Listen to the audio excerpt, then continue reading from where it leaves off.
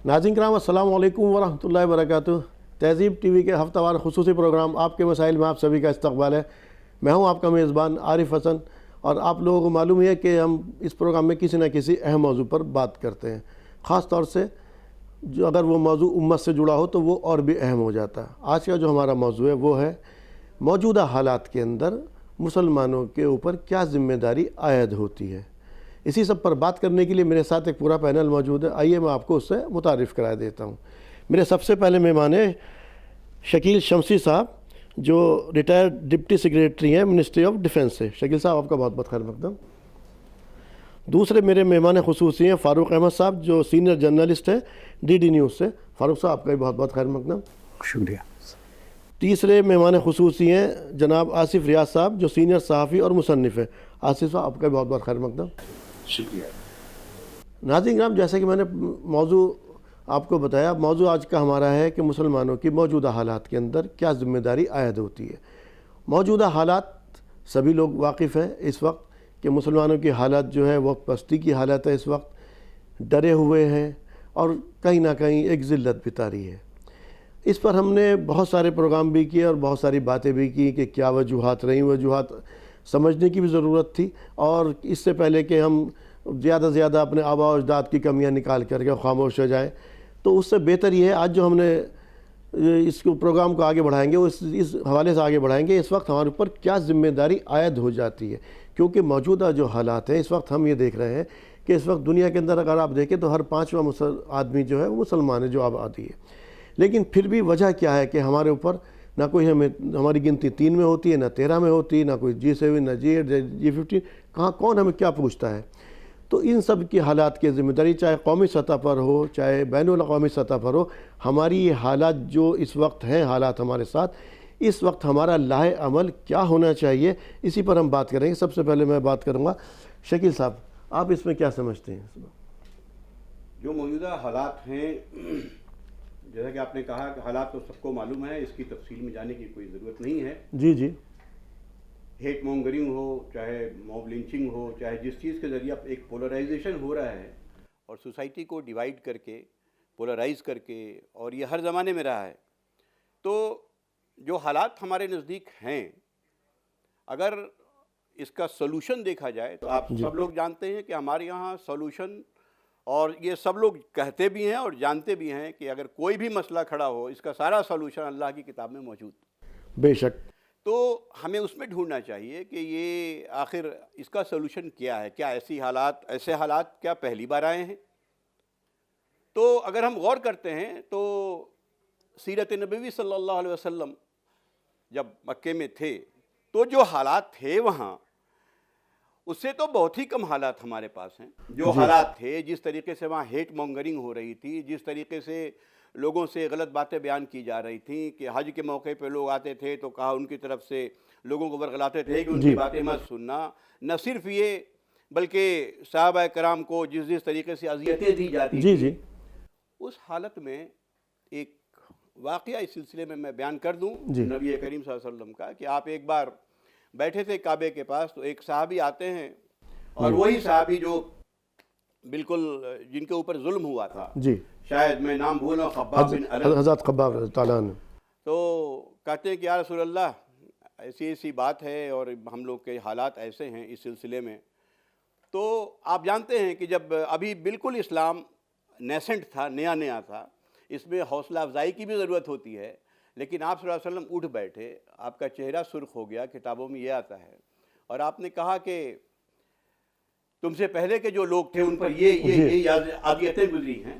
तो मतलब उनको एक तरह से बताया कि अभी तो बहुत कुछ आगे होना है, और इसको हमको सब्र के साथ और तहम्मुल के साथ इसको बर्दाश्त करके अपने मिशन को आगे बढ़ाना होगा। ये आप दौरे मक्के की, जब मक्की दौर के अंदर बात कर रहे हैं, तो एक साहबी जो आए थे उन्होंने कहा था आपसे कि अभी तो तुम्हारे पर कुछ भी अज़ियतें नहीं गुजरी। इससे पहले जो अक़वाम है उनके साथ तो ये हुआ है कि उनको आधा ज़मीन में गाड़ दिया गया और ऊपर से आधा चला दिया गया, इस तरह की चीज़। जी। लेकिन अभी आपने इसके अंदर एक और बड़ी अच्छी बात कही कि हमारे पास जो आप सल्लल्लाहु अलैहि वसल्लम ने कहा हमारे पास किताबुल्लाह मौजूद है, और इसी के ज़िम्मे मुझे एक वाक़या भी याद आ गया। हज़रत अली ताला अन्हु कहते हैं कि एक मरतबा आप सल्लल्लाहु अलैहि वसल्लम ने कहा कि बहुत जल्द एक फितना रूनुमा होगा। تو اب تو حضرت علی تعالیٰ انہوں نے فرمایا اور آپ سے سمجھو نہیں یہ کہا کہاں سے آئے گا، کیسے آئے گا، کس طرح سے آئے گا، یہ کچھ نہیں کہا. اس کے بارے میں انہوں نے کہا اب تو ہمیں یہ بتا دیجیے اس سے بچنے کا طریقہ کیا ہوگا. تو آپ صلی اللہ علیہ وسلم نے بتایا کہ کتاب اللہ، یعنی کہ اللہ تعالیٰ کی کتاب. تو فاروق صاحب اس وقت اب موجودہ دور کے اندر جو دیکھ رہے ہیں امت مسلمہ کو، کتاب اللہ سے ہماری دوری کس قدر بنی ہوئی ہے؟ ایکچولی کیا ہے، میں پوری اتفاق کرتا ہوں، مطلب ایک طرح سے کہ قرآن تو ہے ہی ہے، قرآن ہی کو چھوڑنے کے نتیجے میں جو ہے بہت ساری مسائل پیدا ہو. اس کی وجہ یہ دیکھیے آپ کہ اللہ کے رسول کے ساتھ جب قرآن کو نازل کیا گیا تو اسی پہ عمل کر کے ایک نیا سماج دنیا کے سامنے آیا اور لگا کہ اچھا ایسا تو مطلب چاہے اکنامکلی ہو، چاہے جو ہے سوشل ہوں، ہر لیول پہ ان کا ایک بڑھیا ایک مثالی سماج دنیا کے سامنے ابھر کر آیا. اب اس سماج میں کیا کیا چیزیں تھیں، کیا خوبیاں تھیں، ان کا ایک عروج ہوا. ایک وہ طبقہ جو آپ سوچئے کہ قبائلی زندگی گزار رہے تھے اور ایک طرح سے ان کا مطلب کسی بھی لحاظ سے ان کو اگر اس وقت زمانے کے کیسر و قصرا کو دیکھ لیجئے تو ان کی کوئی اوقات نہیں تھی اگر ایسے دیکھا جائے. اکنامی کا صرف جو ہے یا تو آپ جو ہے چرواہے ہیں یا پھر جو ہے آپ کے پاس جو کعبہ کی وجہ سے تھوڑا کچھ آ جا رہا ہے، کچھ اکنامی اس سے چل جاتی تھی. لیکن ایک ایسا سماج کی پھر جو ہے سارے قیصر و کسریٰ ان کے ماتحت ہو گئے. وہ ایک الگ مطلب وہ رہا اور اس کی ایک خاص بات یہ رہی کہ آپ یہ دیکھیے کہ ایک دور ایسا آیا کہ لوگ اتنے غریب نہیں بچے کہ کوئی زکوٰۃ لینے والا ہو.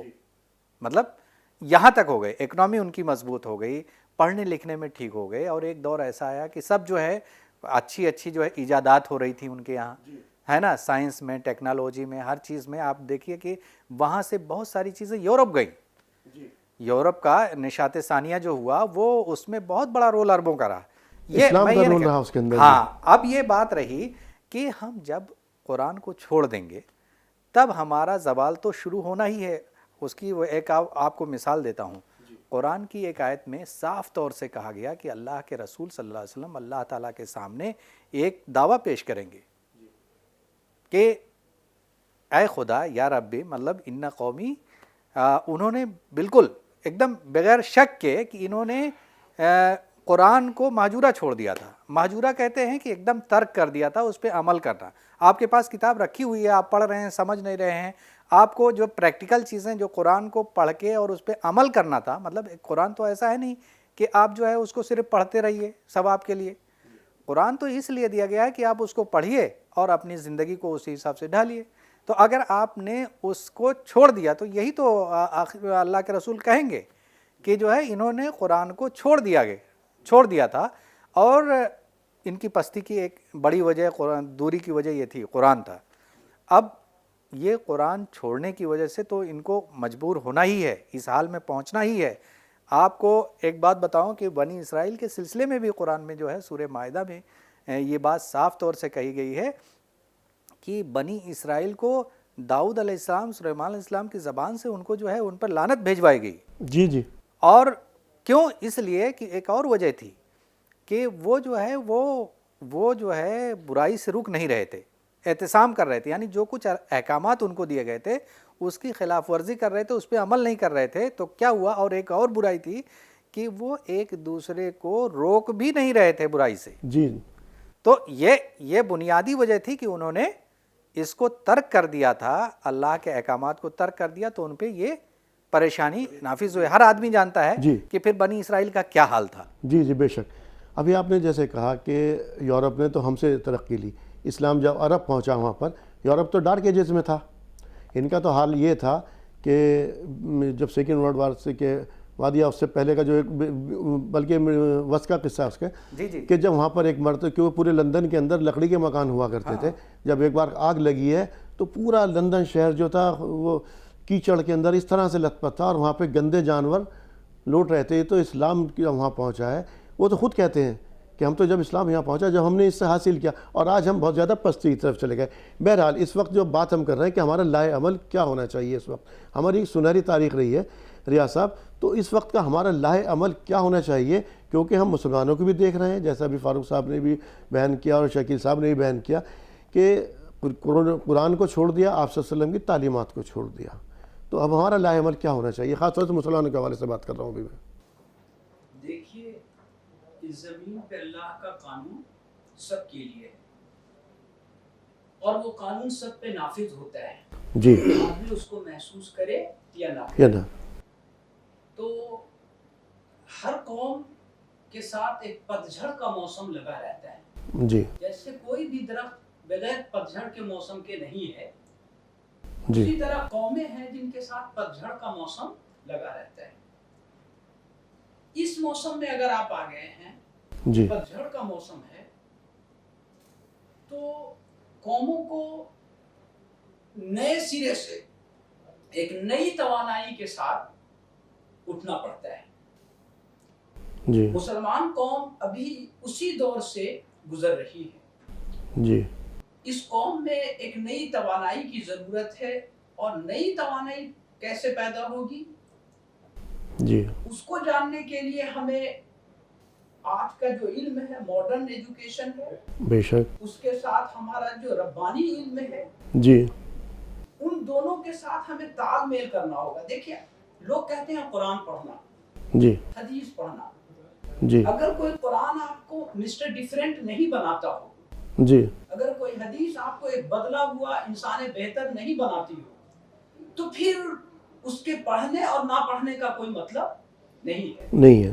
تو جو ایک مہم شروع کی اسلام نے, دنیا میں انسان بہتر, بدلا ہوا انسان بنایا. جی, جب وہ انسان بہتر تھا تو اس نے ہر چیز کو بہتری کے ساتھ ہر کام کو انجام دیا. جی, ابھی مسلمانوں کے ساتھ دقت کیا ہے؟ دیکھیے, قوموں کے ساتھ عروج و زوال لگے ہوئے ہیں. بے شک, کوئی بات نہیں, یہ تو آپ ہوتا ہے. دیکھیں کہ جرمن کو ڈسٹرائے کر دیا گیا تھا, بہت زمانے کی بات نہیں ہے. ناگاساکی میں کیا ہوا تھا, جی, جی, جاپان کا کیا ہوا تھا, جاپان کی حالت کیا تھی. یورپ کوڑے دان میں چلا گیا تھا. 70 سال پہلے کی بات ہے, 75 سال پہلے کی. لیکن پھر یہ قومیں اپنے پاؤں پہ کھڑی ہو گئی. انہوں نے بہت جلد اپنے آپ کو ریسٹور کیا. جی, تو جب یہ قومیں کھڑی ہو سکتی ہیں, تو کیوں مسلمان قوم کیوں نہیں کھڑی ہو سکتی ہے؟ بالکل کھڑی ہو سکتی ہے, اور کھڑی ہو رہی ہے. لیکن اس کے لیے کرنے کا کیا کام ہے؟ میں سمجھتا ہوں کہ مسلمانوں کو ایجوکیشن پہ بہت زیادہ دھیان دینا چاہیے. اور ایجوکیشن کا مطلب یہ نہیں ہوتا ہے کہ آپ یونیورسٹی قائم کر لیں. ابھی مسلمانوں کی کیا غفلت ہے کہ وہ ٹاور بنا رہے ہیں. ان کو انسان بہتر بنانا تھا, تو وہ کیا بنا رہے ہیں؟ دو قسم کے مسلمان ہیں دنیا میں. ایک تو غریب غربا ہیں, تو نہ وہ خود کو بنا پاتے ہیں, نہ کوئی ٹاور بنا پاتے ہیں. مطلب غرض یہ کہ جی, جو مالدار طبقات ہیں وہ ٹاور بنانے میں لگے ہیں. آپ نے انسان بہتر بنانے کی کوئی کوشش نہیں کی. قرآن میں بتایا گیا ہے کہ یہ قوم کیا ہے. تو بتایا گیا ہے کہ برائی کا اخرجت للناس تأمرون بالمعروف وتنہون عن المنکر, جی, کہ اے قوم, میں نے تم کو برپا کیا ہے, اس لیے برپا کیا ہے کہ تم لوگ اچھی بات کہتے ہو, اچھی بات بتانے والے ہو, اور بری بات سے روکتے ہو. یعنی کہ برائی سے روکتے ہو اور بھلائی کا حکم دیتے ہو. اب دیکھیں, یہ کس کا کام ہو سکتا ہے؟ یہ ایک قوم کا. لیکن پہلے وہ قوم تو بنے, پہلے آپ ایک باپ کا کام تھا دوسروں کو دعوت بھی دینا. جی, جی, تو اب دعوت کا طریقہ کیا تھا؟ دو طریقہ کار ہوتے ہیں دعوت کے. کسی آدمی کے پاس اگر آپ کتاب لے کر کے جائیں گے, بہت کم لوگ ایسے جو کتاب کی اسٹڈی کریں گے, وہ آپ کو پڑھتے ہیں. آپ کا کردار کیا ہونا چاہیے؟ سب سے پہلے ہمیں اس وقت دو سطح پر, جو مجھے سمجھ آ رہا, دو سطح پر بات کام کرنے کی ضرورت ہے. ایک تو خود مسلمانوں کے اوپر کام کرنے کی ضرورت ہے, اور ایک دوسرے لوگوں جو دعوت دینا کام تھا, جو حجۃ الوداع کے موقع پر آپ صلی اللہ علیہ وسلم نے کہا تھا ہم سے کہ جو یہاں پر لوگ ہیں یا جو بھی موجود ہیں جو غائب ہیں, یعنی کہ قیامت تک آنے والے ہر انسان تک یہ پیغام پہنچا دیں. دونوں سے کوتاہی ہوئی. اب اس پیغام کو ہمیں آگے بڑھانے کے لیے کیا لاہ عمل اختیار کرنا ہوگا؟ تو جیسے میں نے کہا دو سطح پر. کیوں شکیل صاحب؟ سب سے پہلے تو ہم دوسری سطح پر تو تب کام کریں گے نا کہ جب پہلے ہم اپنے عمل سے, دعوت تو میں پہلے اپنے عمل سے دی. آپ صلی اللہ علیہ وسلم نے مکے میں کیا کیا؟ پہلے تو 40 سالی زندگی آپ کی کیا ہے؟ آپ کے عمل سے دعوت ہے نا. جی, اس سلسلے میں پہلے تو میں کہہ دوں کہ ہمارے فاروق صاحب نے جو آیت کوٹ کی تھی, جی, بہت ہی اہم آیت ہے کہ یا رب ان قوم اتخذوا ھذا القرآن مہجورا. یہ قیامت میں کہیں گے, اور گویا ایک طرح کی آپ نے نشاندہی کر دی تھی کہ لوگ چھوڑ دیں گے. جی, اب آپ کے اس کے ذریعے میں ایک پیغام یہ دینا چاہتا ہوں کہ ہماری قرآن میں خصوصی طور پر سورہ حامیم سجدہ چیپٹر نمبر 41 اس میں 4 آیت ہے جس میں سارا لائحہ عمل مجھے دے دیا گیا ہے. میں نہیں سمجھتا کہ اس سے زیادہ کچھ کرنے کی ضرورت ہے. میں اس کو آیت بتا. سب سے پہلے اور بہت مشہور آیت ہے کہ جی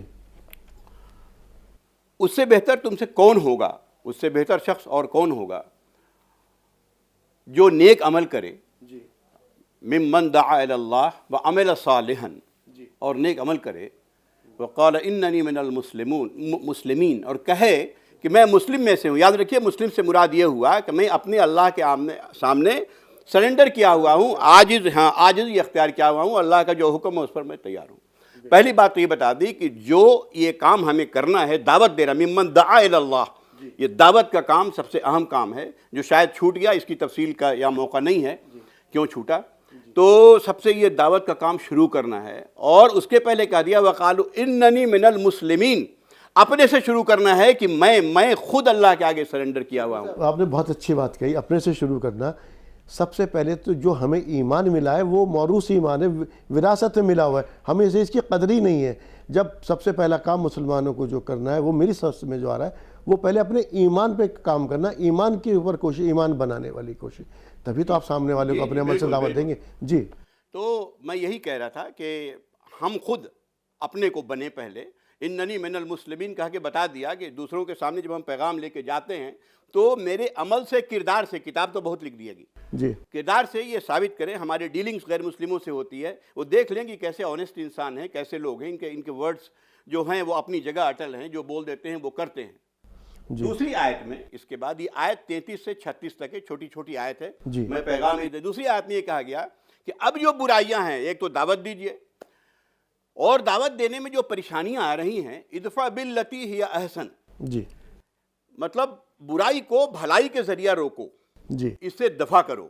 جی ظاہر سی بات ہے کہ کہیں آگ لگی ہو تو اس کے آگ کے ذریعہ نہیں بجھایا جا سکتا, ہمیں اس کے لیے پانی کی ضرورت ہوتی ہے. جی کہیں گندگی پیشاب لگا ہوا ہو تو اس کو پیشاب کے ذریعہ نہیں دھویا جا سکتا, اس کو صاف پانی کے ذریعہ دھویا جائے گا. جی تو باللتی ہی احسن. اس کے بعد اللہ تعالیٰ کہتے ہیں کہ اس کے حیرت انگیز جی جو نتیجے ہوں گے جی وہ یہ ہوں گے کہ وہ لوگ وَبَيْنَكَ وَبَيْنَهُ عَدَاوَةٌ, جن کے درمیان اور تمہارے اور ان کے درمیان اگر دشمنی ہو تو كَأَنَّكَ وَلِيٌّ حَمِيمٌ, وہ تمہارے جگری دوست ہو جائیں گے, تم یہ کر کے دیکھ لو.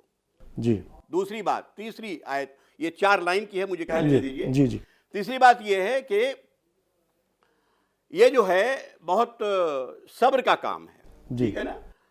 اور جو اس کو اللہ نے یہ کہا کہ جو یہ صبر کرنے والے ہیں یہ بڑے اونچے لوگ ہیں, جو یہ صبر کی طرف اور بڑے نصیبے والے ہیں, ذو حظ عظیم. جی تیسری بات کہہ دیا, اس کا مطلب یہ ہے کہ دیکھیے صبر سے جو مراد آتا ہے یہ کہ ہم اپنے موقف پر قائم رہیں, کہ ہمیں دعوت دینا ہے اور ہمیں اپنے اصول پہ قائم رہنا ہے, چاہے مخالفت کی آندھی کتنی بھی تیز ہو, کوئی بات نہیں. اور یہی سنت رسول اللہ صلی اللہ علیہ وسلم ہے. بے شک. آخر میں ایک آیت یہ کہہ کے بات بتا دیا, یہ ہمارا لائحہ عمل ہوگا کہ اگر, لیکن انسان ہوتا ہے, اللہ تعالیٰ ہمیں جانتا ہے, ہماری کمزوریوں کو جانتا ہے, ہو سکتا ہے کچھ ایسی بات ہے جس سے ہم مشتعل ہو جائیں. جی اللہ تعالیٰ کہ وَمَا يَنزَغَنَّكَ مِنَ الشَّيْطَانِ نزغن, اگر شیطان تمہیں ورغلائے اس سلسلے میں, فاستعذ باللہ, تو اللہ سے اس سلسلے میں مدد چاہو, اللہ سے پناہ چاہو کہ اللہ اس سے بچا لے تاکہ میں اپنے راستے پہ قائم رہوں. اس کے بعد اللہ انہ هو السمیع العلیم, کہ وہ سن بھی رہا ہے تمہاری باتوں کو, وہ دیکھ بھی رہا ہے. تو اگر یہ 4 اسٹیپ میں یہ جو باتیں بتائی گئی ہیں کہ ہم دعوت دیں اور صبر کے ساتھ دیں, اور ہم دیکھیں گے کہ جو ہمارے سخت جن سے دشمنی ہے وہ ہمارے دوست ہو جائیں گے. یہ ہم نہیں کہہ رہے ہیں, آپ نہیں کہہ رہے ہیں, جن کی بات غلط ہو سکتی ہے, یہ اللہ تبارک تعالیٰ کہہ رہا ہے, کہ وہ اللہ تعالیٰ کہہ رہا ہے جس کی ساری بات سچی ہے, اور یہی نتیجے آئیں گے. لیکن اس کے لیے سب سے زیادہ جس چیز کی ضرورت ہے وہ صبر کی ہے, کہ ہم صبر کے ساتھ, پورے استقلال کے ساتھ, تحمل کے ساتھ اپنے موقف پہ قائم رہیں, مشتعل نہ ہوں اور آگے نہ بڑھیں. یہی بات, ایک منٹ اور لے لوں گا, یہی بات دوسری جگہ کی گئی کہ وَاصْبِرُوا وَتَتَّقُوا, ہے نا, وَإِن تَصْبِرُوا وَتَتَّقُوا ذَلِكَ مِنْ عَزْمِ الْأُمُورِ. یہاں پر چونکہ عام طور پر اردو میں ترجمہ ہوتا ہے اور وہ لوگ سمجھ نہیں پاتے اس کی حقیقت کو. صبر جیسا کہ میں نے کہہ دیا کہ پورے تحمل کے ساتھ اپنی دعوت کا اور اپنے اصول پر قائم رہ کے اللہ کے بندوں تک دعوت پہنچانا اپنے کیریکٹر سے سب سے امپورٹنٹ چیز ہے، اور اپنی الفاظ سے۔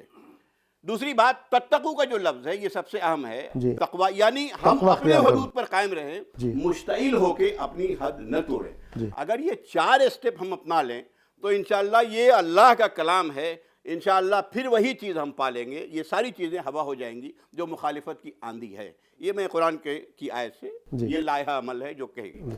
فاروق صاحب، جیسے ابھی یہ بات کر رہے تھے، لیکن آپ دعوت دیں گے، پہلے تو آپ کو ایک امت بننا ہوگا نا؟ ایکچولی کیا ہے، جی میں اس طرف آ رہا ہوں، اختلافات کی طرف۔ ہاں جی، جب تک ہم اختلافات ختم نہیں کریں گے تو ہم امت کیسے بنیں گے؟ دعوت کا کام کہاں پہنچے گا؟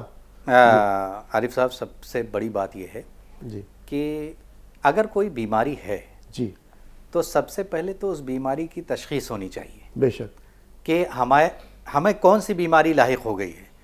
جو ہمارا یہ حال ہے یا جیسے بھی ہے، جس طرح سے ہے، اس میں کچھ چیزیں ہو سکتی ہیں، کچھ تو ایسا بھی ہو سکتا ہے کہ ہم سے جو ہے مطلب ہم نے سنی ہوں کچھ فیبریکیٹڈ بھی ہو سکتی ہیں ہمارے تعلق سے، کہ اچھا ایسا نہیں، ایسا ہمیں وہم ہو گیا۔ کچھ حقیقت بھی ہیں کہ ہمارے اندر کیا حقیقت میں کیا برائیاں ہیں۔ تو ایک طرف سے سب سے بنیادی چیز یہ ہے، اگر اپنے آپ کو صحیح کرنا ہے، ٹھیک لائن پہ لے جانا ہے، آپ کہیں غلط تو نہیں گئے، کسی غلط راستے پہ تو نہیں گئے، یا کوئی غلط بیماری تو آپ نے لگ گئی، تو اس کا ہوتا ہے خود احتسابی، انٹراسپیکشن۔ آپ کو اندر اپنے آپ کا ایک تزکیہ کرنا ہے کہ آپ حقیقت میں کیا چیز ہے۔ آپ برائی یا کسی کمزوری کے شکار ہوئے ہیں، بیماری کے شکار ہوئے ہیں، تو کتنی حد تک ہوئے ہیں، کتنا اس پہ آپ کو محنت کرنی ہے، اور کس حد تک آپ کو اس کو بازیاب کرنے کے لیے اپنی صحت کو، ہے نا، یعنی اپنے بہتر حالت کو اپنے آپ کو لانے کے لیے کتنی محنت کرنی پڑے گی۔ تو سب سے پہلے تو یہ ہونی چاہیے خود احتسابی، اور یہ جاننا چاہیے کہ کہاں تک کتنی چیزیں ہمارے سلسلے میں فیبریکیٹڈ ہیں اور کتنی چیزیں حقیقت میں ہیں۔ تو جو فیبریکیٹڈ ہیں اس کا بھی ازالہ ہونا چاہیے وہ، اور دوسری چیز یہ ہے کہ جو حقیقت میں ہے اس کا بھی ازالہ ہونا چاہیے، اور اس کے لیے جو علاج، اب علاج کہاں سے ملے گا آپ کو، یہ آپ کو بہت بنیادی چیز ہے، اس میں کوئی شک نہیں کہ علاج کا بنیادی حل تو وہ کتاب ہوگی نا، جس کو چھوڑنے کی وجہ سے آپ اس حالت میں ہوئے ہیں۔ دوسری بات، اگر آپ کو اب اس کتاب سے مطلب کیا ہے کہ ایک مثال آپ کو دیتا ہوں، ابھی آپ اگر مسلمانوں کی اکنامی کو دیکھیں نا، تو اس وقت جو رپورٹیں آئی ہیں، جو بھی چیزیں، کسی کی بھی حالت، کوئی یہ مطلب یہ نہیں کہہ رہا ہے کہ ان کی حالت صحیح ہے۔ اگر یہ حالت خراب ہوئی ہے، اچھا کوئی بھی چیز، اگر آپ جو ہے مسلمان ہوتا ہے سایہ دار درخت کی طرح سے، آپ اگر مضبوط ہیں، اکنامیکلی مضبوط ہیں، تو آپ کا پڑوسی بھی آپ سے خوش ہے، کیونکہ آپ اس کی مدد کریں گے، کسی ضرورت مند کو بھی دے دیں گے۔ اسلام نے ایک زکوٰۃ کا سسٹم دیا آپ کو، آپ کی اکنامی کو بہتر کرنے کے لیے زکوٰۃ کے کچھ شعبے بھی بتا دیے کہ اس کو دینا ہے۔ آپ یہ سوچئے کہ اگر آپ نے اپنے صدقات سے، اپنے جو پیسہ جو بھی ملا آپ کو، اس سے صدقہ اور انفاق کرنا شروع کر دیا، زکوٰۃ دینا شروع کر دیا، آپ کا پڑوسی مسلم ہے یا نان مسلم ہے، غیر کوئی بھی ہے، کسی بھی سماج کے کسی بھی طبقے کا ہے، اگر آپ سے اس کو فائدہ ہو رہا ہے تو آپ ضرور آپ سے قریب رہے گا، آپ سے دشمنی نہیں کرے گا۔ یہ بہت بنیادی چیز ہے۔ اب کوئی چیز ہے، آپ کسی چیز میں صرف حصے داری ہی چاہیں گے، صرف مطلب یہ ہم تو مطلب یہ ہے کہ ہمارا حق ہے اس میں، آپ اپنے ان حقوق کو نہیں جانیں گے کہ آپ کے بھائیوں کے تئیں کیا حق ہے، آپ اپنی ذمہ داریوں کو نہیں سمجھیں گے۔ نمبر ایک، ذمہ داری تب سمجھیں گے جب آپ، جیسے آپ کے پاس زکوٰۃ کا ایک سسٹم ہے، آپ کے پاس 10 روپیہ ہے، اس میں سے 2.5% نکال دیں گے، 100 روپے میں 2.5 روپیہ نکال کے کم سے کم آپ کچھ کسی کی مدد تو کر سکتے ہیں، کسی کی ضرورت پہ کام آ سکتے ہیں۔ اور دوسری بات یہ ہے کہ آپ اپنے رشتہ داروں میں، قرابت داروں میں، دوستوں میں، جن کو بھی ضرورت ہے ان کے لیے مددگار ہوں گے، ایک چیز۔ دوسری چیز، آپ کی اخلاقیات جو سماج کو بناتی ہیں، ایک تو اکنامی ہو گئی، آپ کی اخلاقیات بناتی ہیں آپ کے سماج کو، آپ کے سماج میں آپ کی امیج کو۔ تو اب اگر فاروق صاحب، اس لیے تو کہا تھا آپ سے نے جو پڑوسی کے حقوق بیان کیے تھے، اس میں ہندو، مسلم، سکھ، عیسائی کچھ نہیں، کہیں مطلب وہ نہیں ہے، مطلب پڑوسی کے حقوق سے اگر آپ ان سب کے حقوق کا، جو پڑوسی کے حقوق بتائے گئے، اگر آپ ان سب کا استعمال کریں گے یا آپ ان پر چلیں گے تو یقینی طور پر آپ کا پڑوسی کیسا بھی، تو آپ خود بخود آپ دعوت دے رہے ہیں، یہ اپنے کردار سے دعوت ہوگی نا۔ لیکن میں نے جو بات کہی تھی، ایک جو ہمیں مسلمان میں کام کرنے کی ضرورت ہے، وہ ان کے ایمان پر کام کرنے کی ضرورت ہے. اس پہ ایمان پہ کام کس طرح سے کیا جائے کہ ان کے ایمان اپنے مضبوط ہو, تبھی تو آگے دعوت دیں گے. اور دوسرا جو میں نے دوسری بات کہی تھی, اپنے آپس کے اختلافات دور کرنا. جب یہ اختلافات دور ہوں گے, آپ ایک امت بنیں گے, تبھی تو آپ بھلائی کا حکم دیں گے. کیوں ریاض صاحب جو بھی آپ بات کر رہے تھے کہ بھلائی کا حکم دیتے ہو, برائی سے روکتے ہو, تو کیسے روکو گے جب آپ کے خود ہی اختلاف اپنے اندر ہے؟ دیکھیے سب سے پہلے تو آپ یہ بات سمجھ لیں کہ کسی قوم کے لیے کچھ الگ فضا نہیں بنتی ہے. جن قوموں نے اپنے آپ کو بہتر پوزیشن میں رکھا ہے وہ ساری قومیں اسی راستے سے گزر کر چلی ہیں. مسلمان کے لیے کوئی الگ سے ایٹماسفیئر نہیں آئے گا, اور نہ کوئی ایسا ایٹماسفیئر بن سکتا ہے جو ہمارے حق میں ہو. ہمیں تو اسی جنگل سے گزرنا ہے جس جنگل سے تمام قومیں گزری ہیں. دیکھیے مسلمانوں تمام قوموں کی جو آپ بات کریں, آپ سلسلہ تلے تنہا تھے نا, اس سے برا ماحول تھوڑی تھا. 1400 سال پیچھے مت جائیے, آپ ماڈرن دنیا میں ہیں تو اس کے جو مسائل ہیں ان کے حساب سے سوچئے. گائیڈنس ہمارے پاس ابھی بھی کلام اللہ اور آپ صلی اللہ علیہ وسلم ہی ہے. آپ سنیے, مسلمان کا ایمان پختہ ہے. جس ایمان کے ساتھ انہوں نے کام کیا تھا اللہ کے رسول نے, اسی ایمان والے آج بھی موجود ہیں. ایک بات, حضرت علی سے کسی نے کہا کہ کیا کر رہے ہو تم, خلیفہ ہو, تمہاری حکومت میں اتنے جھگڑے ہو رہے ہیں, مسلمان کی گردن کاٹ رہا ہے, یہ تو عمر کے دور میں نہیں ہوتا تھا, یہ تو فاروق کے دور میں نہیں ہوتا تھا, یہ تو ابو بکر کے دور میں نہیں ہوتا تھا. تو حضرت علی نے کہا کہ ان کو میں ملا تھا اور مجھے تم جیسے لوگ ملے ہیں. تو کن لوگوں کے ساتھ ہمیں کام کرنا ہے, ہر دور کی ضروریات بدلتی ہیں. سنیے کیا کرنے کا کام ہے اس پہ ہم غور کریں. میں اسی کی بات کر رہا ہوں. مسلمانوں نے کیا کیا, انٹرنیشنلی سوچیں. آپ انڈیا کو ایک ایگزامپل رکھیں. انڈیا نے اب تو ہندوستان کے پس منظر میں بات کریں گے, ہم ہندوستان سے باہر ہیں. ایک ایک گاؤں کو کنیکٹ کیا, ایک ایک شہر کو کنیکٹ کیا, ہائی وے بنائے, روڈ ویز بنائے, ریلویز بنائے, پھر ایئر کنیکٹیویٹی کو بڑھایا. مسلمان کے 55 سے 60 کنٹریز ہیں. کیا مسلم ورلڈ بھی کنیکٹڈ ہے؟ پہلی بات نہیں. نہ وہ روڈ سے کنیکٹڈ ہے, اب تھوڑا کام شروع کیا ہے انہوں نے. نہ ریلوے سے کنیکٹیویٹی ہے, نہ ایئر ویز سے کنیکٹیویٹی ہے. تو آپ میں جو بہتر حالت میں ہے, جو کام کر سکتے ہیں, جن کی پوزیشن بہتر ہے, وہ جانتے ہی نہیں ہے کہ دوسری دنیا کے مسلمان کن حالات میں. ایسا آپ جو انٹرنیشنلی بات کر رہے ہیں, جو بین الاقوامی سطح پر بات کریں نا, اس کی ہم بات اس وقت کریں گے. اس وقت میں قومی سطح پر جو ہندوستان ہے, ہم اسی کے پس منظر بات کریں. حالات یہاں بھی سازگار نہیں ہے, تو اسی ماحول کے اندر میں اسی کی بات کر رہا ہوں. تو اس وقت میں ہمارے پاس ہم کمیاں یا کیا چیزیں سب ہم لوگ جانتے ہیں کیا کمی ہے. اب ہمارے پاس لائے عمل کیا ہونا چاہیے, خاص طور سے مسلمانوں کے حوالے سے. جیسے میں نے بات میں نے کی, سب سے پہلے تو اپنے ایمان پہ کام کرنے کی ضرورت ہے. کیوں فاروق صاحب؟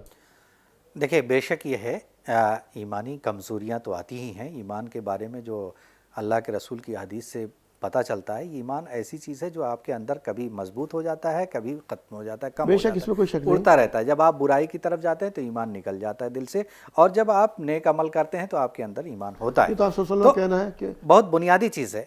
میں یہ نہیں کہہ رہا ہوں, میں کیا کہہ رہا ہوں کہ آپ کے اندر دیکھیں اختلافات جو آپ بات کر رہے ہیں نا, جی, مثلا مسلک میں بٹے ہوئے ہیں, فلاں میں بٹے ہوئے ہیں, مسلک ہر یہ گروہ ہے, اختلافات اور ہر گروہ اپنے ایک اس میں جو کچھ اس کے پاس ملا ہوا اسی میں خوش ہے. جی, ٹھیک ہے, تو اب بنیادی چیز کیا ہے, ختم کرنے اگر آپ نکلیں گے تو آپ کو کچھ گین ہونے والا نہیں. مشکل کیا ہے, دیکھیں جو اختلافات ہیں اس کی وہ جن بنیادوں پہ اختلافات ہیں وہ دیکھیں کم ہو سکتے ہیں, اس میں کوئی شک نہیں. آپ دیکھیے عقیدہ, جی, عقائد کے معاملے میں اللہ کو ماننا, رسول کو ماننا, رسول کی کتاب کو ماننا, میرے خیال سے جتنے مسلک کے لوگ ہیں سارے کے سارے اس طرح سے چیزوں کو مانتے ہیں. ہاں اختلافات کیا ہیں, کچھ فروعات میں ہیں. کچھ چیزیں ایسی ہیں کہ آپ کہاں بھائی نیت کیسے باندھیں گے, نماز میں تھوڑا سا اختلاف ہے, اس میں کیسے رہیں گے, سماج میں کیسے رہیں گے. ہوا کیا ہے کہ ہم نے فروعات کو اس پہ بہت زیادہ جھگڑا کر لیا ہے. یعنی جو اصل چیزیں ہیں, اصل چیزوں پہ سب برقرار ہیں. اصل چیزوں پہ تو یکجا ہوا جا سکتا ہے نا, اور اس کے لیے اور یہی بنیاد ہے. اور سنیے, قرآن میں ایک بات کہی گئی ہے, اہل کتاب سے بھی جو لوگ اور ان لوگوں سے جو اللہ کو مانتے ہیں, کہا گیا کہ آؤ ہم تم اس ایک کلمے پہ معاہدہ کر لیں جو ہمارے اور تمہارے درمیان ایک ہے. جی یعنی توحید کا کانسیپٹ یا خدا کا کانسیپٹ خدا کے نام پہ ایک ہوا جا سکتا ہے.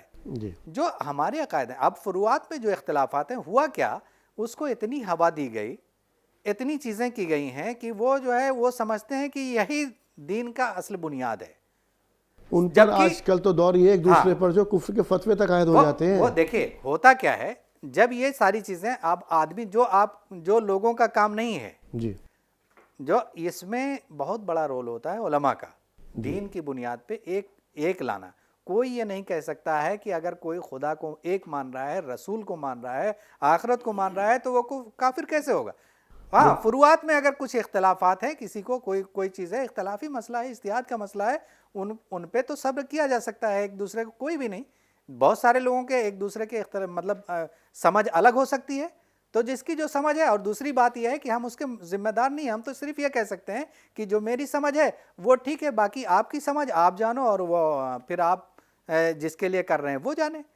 یہ بہت بنیادی چیز ہے. تو اس پہ اگر تمام طبقے مسلک کے لوگ اگر اس پہ تھوڑا سا بھی دھیان دیں تو بہت حد تک ایک ہوا جا سکتا ہے. رہی بات دوسری ایک ہونے یا نہ ہونے کی، وہ ایک الگ ایشو ہے. لیکن مسئلہ کیا ہے کہ جو بنیادی چیز ہے جو سب لوگوں کے ساتھ ہے وہ یہ ہے کہ ہمارا سماج جو ہے وہ سماج ہم نے ایک طرح سے مثالی بنانے کے لیے کوئی تگودو نہیں کی ہے.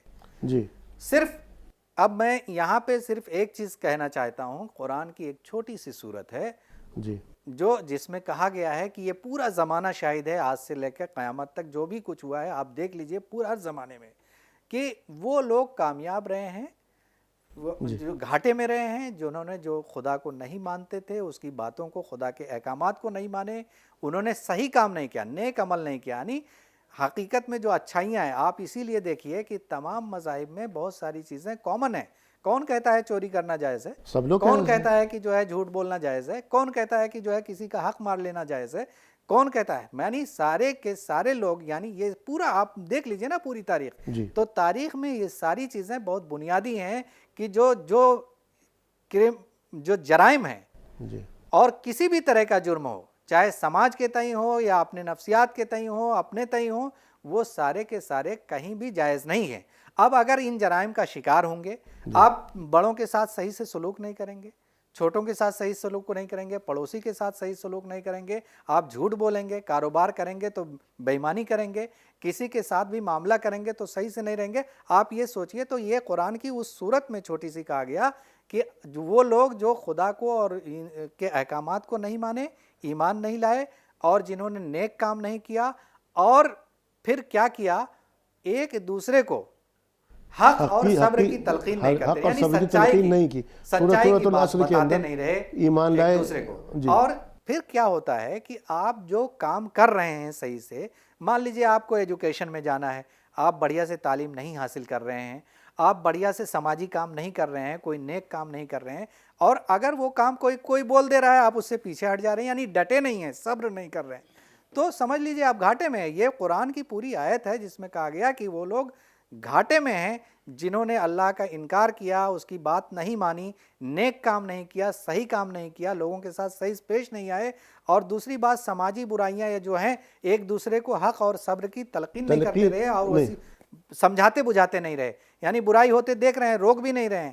یہ تو آپ جی ہاں جو ابھی آپ نے ذکر کیا سورۃ العصر کا ذکر کیا، اور اس کے بارے میں تو کہا بھی گیا کہ شاید امام شافعی رحمہ اللہ کا قول ہے کہ اگر اللہ تعالیٰ کلام پاک کے اندر کہ کلام پاک میں صرف اس سورہ کو نازل کر دیتا، کلام پاک میں ایک سورہ بھی نازل نہ کرتا، تب بھی یہ ہمارے لیے ہدایت کے لیے کافی تھی. سورۃ العصر کے بارے میں کہا بھی گیا.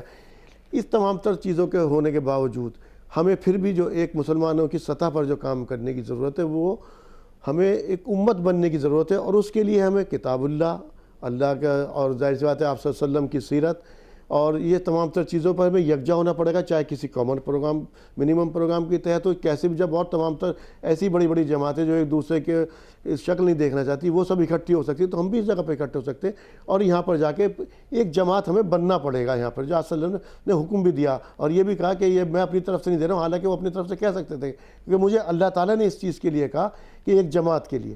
ٹھیک ہے. پہلے ہمیں اپنی سطح پر ایک جماعت کے لیے کہا گیا کہ جماعت بنو. اب آتے ہیں ہم دوسرے حصے کی طرف جو دوسروں کے لیے ہمیں دعوت دینے کا کام کہا گیا تھا. دوسروں کے لیے جو آپ صلی اللہ علیہ وسلم نے حجۃ الوداع کے موقع پر ہم سے وعدہ بھی لیا تھا اور شاہد بھی بنایا تھا اللہ تعالیٰ کو کہ اللہ تعالیٰ تو گواہ رہنا کہ یہ مان رہے ہیں کہ میں نے پوری کی پوری بات پہنچا دی. اب ان کا فرض ہے کہ جو آخری آنے والے آدمی تک وہاں پر پہنچائے. اب اس کے لیے ہمیں کیا لائے عمل اختیار کرنا ہوگا؟ جی شکیل صاحب. دیکھیے اس سلسلے میں پہلے تو یہ میں بتا دوں کہ جو اختلاف کی بات آئی ہے جی تو مخلصانہ اختلاف جو ہے وہ ایک صحت مند علمی معاشرے کی علامت ہے. بے شک. اس میں اخلاص ہونا چاہیے. لیکن یہی اگر اس میں خود پسندی میں یہ بات بدل گئی تو پھر آپس میں لڑائی جھگڑے شروع ہو جاتے ہیں. جی یہ جانیے گا یہی ہے. صحابہ کرام کے درمیان اتنے سخت اختلافات تھے لیکن وہ بالکل ایک بنیاد مرصوص جس کو قرآن نے کہا سیسا پلائی ہوئی دیوار بنے ہوئے تھے. جی وہ بنے ہوئے تھے. وجہ اس کی تھی کہ یہ سب اختلافات جو ان کے تھے وہ اختلافات علمی تھے اور اخلاص کے ساتھ تھے. ایک یہ بات ہو گئی. اس لیے اور یہ علمی جو چیز ہے اس کے اندر جو ہمارے اس کو اخلاص کو قائم رکھے گا وہ صرف اور صرف خشیت الہی ہے. یاد رکھیے اس کے علاوہ اور کوئی چیز نہیں ہے کہ ہمیں بھائی اللہ کے یہاں جواب دینا ہے. اس لیے کہ دل کی بات کہ میں خود پسند ہوں یا نہیں ہوں یا اخلاص ہے تو اللہ ہی بہتر جانتا ہے. ایک بات یہ ہے. دوسری بات جو ابھی بات آ رہی ہے ساری بات کا نچوڑ یہی ہے. اس سلسلے کی ایک حدیث میں پیش کر دوں. بہت اہم حدیث ہے اور اس میں ہمیں ایک بات بتا دی گئی کہ ایک بار کا یہ ترمذی کی میرے خیال میں ابھی مجھے یاد ہے 2565 کہ نبی کریم صلی اللہ علیہ وسلم ایک بار صحابہ کرام ساتھ بیٹھے تھے. کہا کہ آسمان کی طرف نظر اٹھائی تو آپ نے دیکھا کہ کہا کہ دیکھو میں دیکھ رہا ہوں فتنہ اوپر سے نیچے آ رہا ہے. جی تو صحابہ کرام نے پوچھا کہ اور کہا کہ میں بتاؤں یہ کون سا فتنہ ہے؟ تمہارے پاس سے سب سے پہلا فتنہ یہ ہوگا کہ علم اٹھ جائے. ایک صحابی بیٹھے تھے جن کا نام تھا زیاد بن لبید. انہوں نے کہا کہ یا رسول اللہ یہ علم کیسے اٹھ جائے گا؟ ہم قرآن پڑھتے ہیں, ہم اپنی بیوی بچوں کو قرآن پڑھائیں گے. تو اللہ کے نبی صلی اللہ علیہ وسلم کا جواب سنیے. انہوں نے کہا کہ اے زیاد ہم تو تم کو مدینے کا سب سے سمجھدار آدمی سمجھتا تھا اور یہ جان لو کیا تمہارے سامنے یہود و نصارہ نہیں ہیں؟ ان کے پاس توریت اور انجیل نہیں ہے, وہ ان کے کون سے کام آئی؟ جی یہ کہہ کے بات. اب دیکھیے کہ ہمارے پاس بھی قرآن موجود ہے, ہر گھر میں موجود ہے, کہنے کو ایک پارہ پڑھ بھی لیتے ہیں لیکن قرآن ہے کیا؟ وہ ٹھیک یہود و نصارہ کی طرح جیسے وہ سونے کے اس میں لپیٹ کے رکھتے تھے ہم بھی رکھے ہوئے. ضرورت اس بات کی ہے صرف اور صرف ایک ہی علاج ہے کہ ہم رجوع کریں قرآن کی طرف. اور اس واضح طور پر یاد قرآن کی ایک آیت ہے اس سلسلے میں اللہ تعالیٰ نے ایک طرح سے ڈانٹ کے کہا اور یہ میرے اوپر بھی بڑی روشنی پڑتی ہے کہ اے اہل کتاب لستم علی شیء, اے اہل کتاب تمہاری کوئی وقت نہیں ہے حتی تقیموا التوراۃ والانجیل, جب تک کہ تم تورات اور انجیل کو قائم نہیں کرتے. ہم اپنے میں اگر ہم قرآن کو قائم نہیں کریں گے اپنے معاشرے میں وہ جسے ہم اپنی زندگی میں دیکھ سکتے ہیں کلام پاک کی. جی یہ ہے. تو یہ جب تک کہ ہم اس کو قائم نہیں کریں گے, یہ جتنے اگر جیسے تھوڑا بھی قائم ہو گیا تو یاد رکھیں کہ جو آپسی اختلافات ہے یہ سب ختم, مطلب اپنے لمٹ میں آ جائیں گے, اخلاص کے ساتھ رہیں گے اور ہم لوگ جو ہے اپنے کلمے کی بنیاد پر ایک ہو جائیں گے. یہ تو آپ صلی اللہ علیہ وسلم کے دور کا واقعہ ہے. آپ صلی اللہ علیہ وسلم ایک مرتبہ دیکھا مسجد نبوی میں آپ صلی اللہ علیہ وسلم تشریف لائے, کچھ صحابہ کرام بیٹھے ہوئے تھے اور وہ مذاکرہ کر رہے تھے کلام پاک. آپ صلی اللہ علیہ وسلم کے چہرے پر بشاشت پھیل گئی اور آپ صلی اللہ علیہ وسلم قدم سے چلتے ہوئے آئے اور آ کر کے کہا کہ کیا آپ لوگ کیا کر رہے تھے؟ انہوں نے بتایا اس طرح سے ہم مذاکرہ کر رہے تھے کہ کیا تمہیں یہ یقین نہیں کہ میں اللہ کا رسول ہوں یا میرے پاس جو بھیجی گئی کتاب ہے وہ جو ہے اللہ تعالیٰ کی طرف سے بھیجی گئی کتاب ہے؟ بولے یا رسول اللہ بالکل یقین ہے. تو پھر کہا کہ خوشیاں مناؤ, یعنی کہ تمہارے لیے بشارت ہے جنت کی. تو یہ یقین تو اختلافات تو پوری طرح سے ختم نہیں ہو سکتے لیکن اس کو جیسے آپ نے کہا مخلصانہ طریقے سے جی. جو فاروق صاحب جیسے میں ابھی بات کر رہا تھا جو حجۃ الوداع کے موقع پہ ہمیں ذمہ داری دی گئی تھی, ایک ذمہ داری وہ بھی تو ہے نا کہ اللہ تعالیٰ ہم سے بھی تو پوچھے گا جب ہمارا پڑوسی جہنم میں جائے گا وہ کہے گا کہ اس نے ہمیں دعوت ہی نہیں دی. ہاں ایکچولی کیا ہے عارف صاحب, اس میں معاملہ یہ ہے کہ دعوت کا پہلو ایک ایسا ہے جس میں دیکھیے ہوتا کیا ہے کہ ہم کسی کو خواہ کا مشورہ دینے لگیں. مثلا کہتے ہیں کہ اپنے لیے کوئی کچھ نہیں اور دوسروں کے لیے جو ہے ارے صاحب یہ کر لو, ایسا کر لو, ایسا کر لو, ایسا کر لو. بات یہ نہیں ہوتی ہے. پریکٹیکل بات یہ ہے کہ آپ پہلے تو عمل کر کے دکھائیں. اگر آپ کی زندگی میں وہ چیز نہیں ہے, دیکھیے ہوتا کیا ہے کہ جو قرآن، جس قرآن کے بارے میں آپ کہہ رہے ہیں کہ آپ کی زندگی بدل دے گا، جی اگر اس قرآن سے آپ کی زندگی نہیں بدل رہی ہے، آپ اپنی زندگی ہی نہیں بدل پا رہے ہیں، اپنے نفس کا تزکیہ نہیں کر پا رہے ہیں، ہے نا، تو آپ دوسرا تو آپ کے قرآن نہیں پڑھے گا نا، آپ کا قرآن نہیں پڑھے گا، آپ کو پڑھے گا۔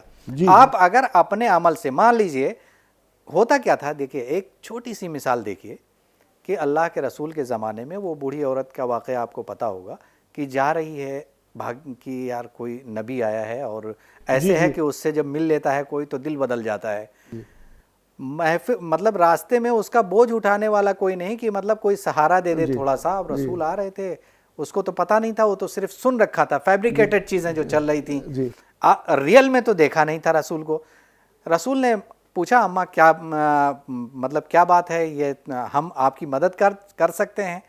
اللہ کے رسول نے اس کا بوجھ جو ہے اٹھا کے جو ڈیسٹینیشن تھا وہاں تک لے گئے اور پہنچایا، کہ بہت اچھے آدمی ہو، دیکھو میں تمہیں ایک مشورہ دینا چاہتی ہوں کہ ایسا ایسا وہ ہے آیا ہے، اور تم کہیں ایسا نہ ہو کہ تم پھنس جاؤ۔ اللہ کے رسول نے جب اس کو بتایا کہ وہ نبی تو میں ہی ہوں، آپ جانیے بدل گئی زندگی اس کی، وہ وہیں ایمان لے آئی۔ کیوں؟ اس لیے کہ وہ کیریکٹر تھا رسول کا۔ رسول کا کیریکٹر یہ تھا کہ اگر کوئی کوڑا پھینک رہا تھا، پریشان کر رہا تھا روز، اب بیمار ہو گیا تو رسول اس کے گھر پہنچ گئے اس کی حالت پوچھنے کے لیے کہ کیسی ہے، طبیعت کیسی ہے، ٹھیک ہے۔ اب آپ سوچئے کہ اگر یہ آپ کا جب وہ تیرا ہو جائے گا، آپ کا اپنے کیریکٹر سے جب لوگوں کو بتانا شروع کر دیں گے، لوگوں کو یہ لگ جائے گا کہ یہ جھوٹ نہیں بولتا ہے، یہ معاملات کا صاف ہے، اس کا پڑوسی پریشان نہیں ہوتا ہے، یہ دوسروں کے ساتھ خیرخواہی کرتا ہے، غلط نہیں بولتا ہے، تو یقینی طور جو بھی، تو آپ جب آپ کی زندگی میں قرآن، اس کا مطلب آپ کی زندگی میں قرآن اتر گیا، اور پھر اس کے بعد کیا ہوگا کہ آپ کو دیکھ کے وہ یہ دیکھنا چاہے گا کہ بھائی یہ کون سی چیز ہے جو انہیں بدل رہی ہے، پھر وہ قرآن کی طرف آئے گا۔ یہ دعوت کا ایک طریقہ ہے، یہ بہت بنیادی چیز ہے۔ آپ ایسے کسی سے بھی چلاتے رہیے، کہتے رہیے، کوئی اس سے بہت زیادہ فرق نہیں پڑے گا، اور اس وقت تو بالکل نہیں پڑے گا جب حالات اور بالکل الگ ہوں۔ اس لیے کہ جو ایک اصول ہے کہ الناس علی دین ملوکہم، جس طرح کی مطلب طاقت ہوتی ہے دنیا میں، اسی طاقت کی طرف لوگ ہوتے ہیں، وہ چاہے غلط ہو یا صحیح ہو۔ اب آپ صحیح ہیں، جو بھی چیزیں ہیں آپ کو اپنے عمل سے ظاہر کرنا پڑے گا، آپ کو اپنی سوسائٹی کو بہتر بنانا پڑے گا، اپنے گھر کو، سماج کو، اپنے آپ کو بہتر بنانا پڑے گا، تب جا کے کوئی آپ کی طرف مائل ہوگا۔ جی بس پروگرام کا آخری طرف ہے، آصف ریاض صاحب آپ کیا مشورہ دیں گے، ہمیں کس طرح سے دعوت کا کام کرنا چاہیے اس وقت میں؟ دیکھیے آپ کا پورا ڈسکشن کا موضوع جو ہے غلط ٹریک پہ ہے، اور میں چاہ رہا تھا کہ آپ کو اس ٹریک سے میں، آپ نے بات کی تھی کہ ہمارا اگلا لاہ عمل کیا ہو، جی آپ نے ساری گفتگو جو کی ہے وہ یہ ہے کہ ہم دین کے راستے سے، قرآن کے راستے سے دنیا میں اپنی ایک بہتر زندگی حاصل کر لیں، اپنی محل تعمیر کر لیں۔ قرآن میں بتایا گیا ہے کہ جو لوگ دین والے ہوتے ہیں اللہ ان کے لیے آخرت میں جنت دے گا۔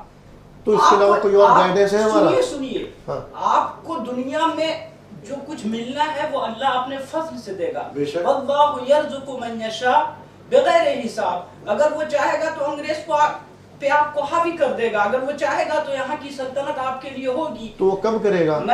وہ کب کرے گا وہ اللہ کی مرضی پہ ہے۔ قرآن میں ایک آیت ہے، سمجھ لیجئے، قُلْ كُلٌّ يَعْمَلُ عَلَى شَاكِلَتِهِ فَرَبُّكُمْ أَعْلَمُ بِمَنْ هُوَ أَهْدَىٰ سَبِيلًا، کہہ دو کہ ہر آدمی اپنے ذہنی ڈھانچے کے اعتبار سے کام کر رہا ہے، اللہ اس کو آخرت میں بتا دے گا۔ وہ آپ شاکلہ کی بات جس طرح اس کا شاکلہ ہے، اس طرح بات کر رہے ہیں نا۔ سنیے اللہ ان کو آخرت میں بتا دے گا کہ تم نے کیا کیا۔ میں آپ سے یہ کہنا چاہتا ہوں کہ ہمارا جو لاہ عمل اگلا ہونا چاہیے وہ یہ ہونا چاہیے کہ ہم دین کے ساتھ انسان بہتر پیدا کریں۔ انسان بہتر اسپریچول سینس میں بھی ہونا چاہیے، یعنی ربانی کتاب کے ساتھ بھی ہونا چاہیے اور ٹیکنالوجی کے ساتھ بھی ہونا چاہیے۔ ہمارے لوگوں کو یہ چاہیے کہ وہ ماڈرن ایجوکیشن کو حاصل کریں اور کتاب ربانی سے، ماڈرن ایجوکیشن نفی نہیں کی کسی نے، اور کتاب ربانی سے وہ حرارت حاصل کرے، وہ جذبہ حاصل کرے۔ نمبر 2 یہ ہے کہ مسلم ورلڈ کو چاہیے کہ وہ کنیکٹیویٹی کو بڑھائے تاکہ پتہ چلے کہ ہم لوگ کس حالت میں ابھی ہیں. کسی آصف کو صاحب اپنی جو حالت ہمارے جو کی جس کی آپ بات کریں نا جی ہم نے جو دین پر جو ہماری توجہ یا مرکوز کیوں ہوئی کیونکہ ہم نے ایک جو ہماری اللہ تعالیٰ نے دعا کے دی تھی علم کی جو دین کی طرف دی تھی اس کی طرف سے وہ آنکھ ہم نے بند کر لی اور جو ہماری ماڈرن دوسری طرف کی آنکھ تھی اس کو ہم نے کھلے رکھا. ہم ایک ہی ٹریک پہ چل جی رہے نہیں آپ نے ماڈرن ایجوکیشن میں کوئی گین نہیں کیا ہے. ماڈرن ایجوکیشن آپ کی چاہے آپ نے گین کیا ہے اگر اللہ تعالیٰ کو آپ بھول گئے تو چاہے کتنے ہی ماڈرن چلے جائیے اللہ تعالیٰ کبھی ساتھ نہیں دے گا آپ کے. جو آپ کے ماڈرن لوگ ہیں نا آصف صاحب ان کی حالت بتاؤں میں آپ کو. میں ایک جگہ بیٹھا ہوں تو میں خود بتا رہا ہوں آپ کو ماڈرن ایجوکیشن. تو وہ اپنے فادر سے بتا کیا کہ وہ کہہ رہے ڈیڈی مجھے کہ آج کیا مسٹر لی کا برتھ ڈے ہے, ان کی ولادت تھی. ان کو وہ یہ آپ کے جو جس آپ نے کیا یا تو آپ دین کی طرف چلے گئے. ایک تو وہ آپ نے طبقہ پیدا کر دیا جس کے اندر جو ماڈرن جو طبقہ ہے نا اس کی طرف سے کہیں نہ کہیں دل کے اندر نفرت پیدا ہو گئی. میں بہت سخت الفاظ میں معذرت کرتا اور ایک جو ماڈرن طبقہ ہے وہ اپنے آپ کو بہت ایڈوانس چلا گیا ادھر چلا گیا. میں دونوں کی بات کر رہا ہوں. دیکھیے کام کیا کرنے کا ہے. کام یہ کرنا ہے کہ مسلمان یونیورسٹی بنانے سے زیادہ چھوٹے اسکول بنائیں چونکہ ہمارے بچے جو ہیں ان کی بہتر تربیت نہیں ہو پا رہی ہے. کیچ دیم ینگ, کرسچنس میں کیچ دیم ینگ یعنی کہ بچوں کو بچپن میں پکڑ دو. ان کے ہاں یہ کنسپٹ ہے. ہم اپنے بچوں کو ایجوکیٹ نہیں کر پا رہے ہیں, اس میں فیل ہو رہے ہیں. پہلا کام آپ کو یہ کرنا ہے. دوسرا کام یہ کرنا ہے کہ آپ کو کنیکٹیویٹی بڑھانا ہے. کنیکٹیویٹی کا مطلب کیا ہوتا ہے کہ صرف آپ ایک دوسری جگہ جاتے نہیں ہیں بلکہ اپنے کلچر, اپنی تہذیب, اپنی ثقافت کو بھی وہاں جب یہ ماڈرن ایجوکیشن آپ کے مدارس میں قائم کی جاتی سب سے زیادہ کون اپوز کرتا ہے اس کا؟ کیوں اپوز کرتے پھر وہاں پر جانے کے بعد؟ تو آپ ہی نے ایک آنکھ بند کی نا. اور جو ادھر چلا گیا تب کا جب آپ کے بچے ہی دوسری جگہ پہ پرورش پائیں گے تو وہ کیا سیکھیں گے؟ تو قرآن سے دین سے دوری تو ہوتی چلی جائے گی. میں کچھ کہنا چاہ رہا ہوں. قرآن جو ہے جیسا کہ ہم نے کہہ دیا یہ وہ کتاب ہے, اللہ کی کتاب ہے جو ہر زمانے میں ریلیونٹ ہے. یاد رکھیے گا ہر زمانے میں ریلیونٹ ہے. آج کا زمانہ ہو یا جو بھی زمانہ ہو. ماڈرن وغیرہ جو ہمارے الفاظ ہیں قرآن نے آلریڈی ماڈرن تعلیم کا پوری ابھی تو وہ اتنے فیکلٹیز نہیں کھلے ہیں جتنا اس میں ذکر کیا گیا ہے قرآن میں. میں اس سلسلے میں یہ کہہ رہا ہوں کہ دیکھیے ابھی ہر گھر کی ضرورت یہی ہے, ہر باپ کی ذمہ داری یہی ہے کہ اپنے بچوں کو قرآن کی بیسک تعلیم اس کو دے دے. وہ خود سمجھ لے گا کہ ہمیں دنیا میں کرنا کیا ہے, کہ وہی اس کی دنیا بھی بنائے گا اور آخرت بھی. ایسا نہیں کہ قرآن صرف آخرت بنائے گا, قرآن دنیا اور آخرت دونوں میں بنانے کی ضمانت دیتا ہے. دیکھیے اب جو ماڈرن ایجوکیشن کی بات آئی ہے میں 2-3 آیت میں بیان کرتا ہوں کہ دیکھیے قرآن نے کیسے اس پر دھیان دیا ہے.